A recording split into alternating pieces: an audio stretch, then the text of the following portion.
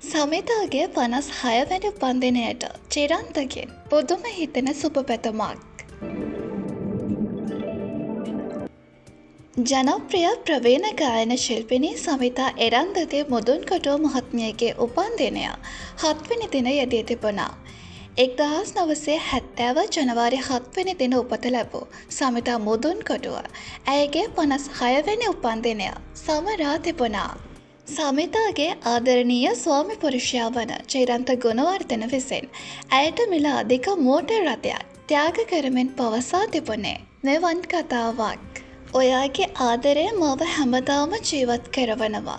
මේ වගේ ලස්සන මානසික නිදහස තියෙන හැම දෙයක්ම තේරුම් අරන් වැඩ කරන ඔයා මගේ වුණ එක ගැන මට හැමදාමත් තියෙන්නේ කියාගන්න බැරි තරම් සතුටක්, ආඩම්බරයක්. ඔයා වගේ වයිෆ් කෙනෙක් ලබන්න මම සෑහෙන පිනක් කරලා තියෙනවා. මේ ලෝකේ ආදරේ හොයන, ආදරේ කරන හැම කෙනාටම අපි දෙන්න වගේ ඉන්න ලැබෙන්න ඕනි කියලා මම ප්‍රාර්ථනා කරනවා. ඉතින් අද තමයි මගේ පණගේ උපන්දිනය.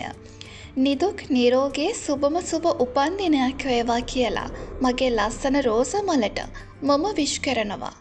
හැමදාමත් මගේම විතරයි. Love you my everything. යනුවෙන් ඔහු පවසනවා.